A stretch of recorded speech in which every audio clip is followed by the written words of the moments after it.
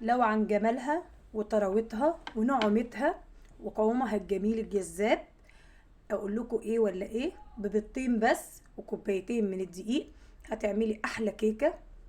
كيكه الرواني يا جماعه، كيكه مسقيه بالشربات ومزينه بالجوز الهند زي ما حضراتكم شايفين. تحفه، قطعه فنيه يا جماعه، تحفه بجد. والقوام بتاعها جميل جدا وبيضه وهشه، وما شاء الله عليها خفيتها ونعومتها وطعمها مش قادره اوصفه لكم من جمالها. شوفوا يا جماعه، شوفوا ما شاء الله عليها، شوفوا طراوتها، شوفوا نعومتها، ما شاء الله تبارك الله. اتفضلوا معانا بألف هنا. شوفوا يا جماعه، شوفوا زبده دايبه دوب من كتر جمالها. الاولاد ما شاء الله اتهبلوا عليها، عملت بدل الصينيه 2. تحفه بجد. اتفضلوا معايا بألف هنا على قلبكم. يا رب الفيديو ينول اعجاب حضراتكم. خفيفه جدا على القلب وممتعه جدا واقتصاديه مليون المية، بشويه زيت وشويه لبن. هقول لكم مقاديرها حالا. اسفه ان ما تصورش معايا المقطع علشان الكهرباء وكده كانت قطعه، سامحوني. بصوا يا حبايب قلبي، هتجيبي وتسمي وتصلي على سيدنا النبي عليه الصلاه والسلام. اولا هتجيبي كوبايتين من الدقيق، وهتجيبي معاكي بيضتين بس، وهتجيبي معاكي كوبايه لبن، وهتجيبي معاكي كوبايه من الزيت او السمنه او تعملي ميكس ما بين الاتنين، وكوبايه سكر. سكر عادي يا جماعه، بس يعني يفضل ما يكونش اسمر، مش سكر التومين، يعني يبقى سكر من اللي هو العادي بتاع البيت. وهتجيبي معاكي معلقه واحده بس من الخل، ورشه بسيطه جدا من الفانيليا. تمام، يعني هكتب لكم كل ده في صندوق الوصف. تمام يا حبايب قلبي. هتعملوا الجمال ده ازاي؟ هتجيبي عندك خلاط، او مثلا ما عندكيش خلاط، مضرب. لا اكيد يعني كلنا عندنا خلاطات يا جماعه، انا اسفه. ما عندكيش مضرب كهربائي مثلا، خلاط هتستبدليه مثلا. لو عندك اكتر، يا ربنا يزيدك ان شاء الله ويزيدنا معاكي. مثلا عجان، هتعمليها بالعجان.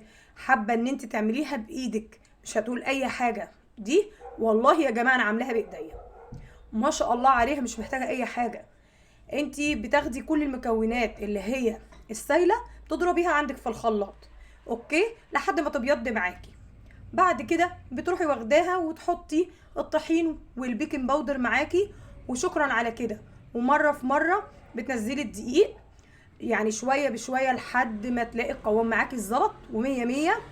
بتحطي الصينيه بتاعتك، بتحطي فيها حبه سمنه، وبتنزلي الخليط بتاعك بمنتهى السهوله، وبتحطيها على الفرن بدرجه حراره 180 على الرف. ما تشغليش الشوايه اطلاقا. اقول لكم يا جماعه عملتها ازاي. معلش انا طولت على حضراتكم، سامحوني. جبت بيضتين، حطيت عليهم ذره فانيليا، وحطيت عليهم معلقه واحده من الخل. تمام كده اوكي. حطيت معاهم كوبايه اللبن، كوبايه سكر، كوبايتين الدقيق هنخلهم واركنهم على جنب، كوبايه زيت. ضربتهم في الخلاط كويس جدا. تمام، خدتهم على الدقيق ومعايا باكت بيكنج باودر. وبروح لو انت حابه ان انت تضاعفي الكميه دي كميتين يا جماعه، يعني زي اللي انا بقوله لكم ده، الضعف اضربيه في 2. تمام، يعني بدل 2 هيبقى 4 كوبايات، بدل من كل حاجه كوبايه هيبقى كوبايتين. تمام يا حبايبي. وبعد كده يا حبايب قلبي بتاخدوهم تنزلوهم على الدقيق. الدقيق شويه بشويه لحد ما هتلاقي القوام معاكي بقى جميل جدا جدا. بتروحي واخداهم زي ما قلتلك، بتحطيهم في صينيه مدهونه حبه سمنه او حبه زيت اللي يريحك، او ورق زبده لو متوفر عندك، وبتحطيها في الفرن.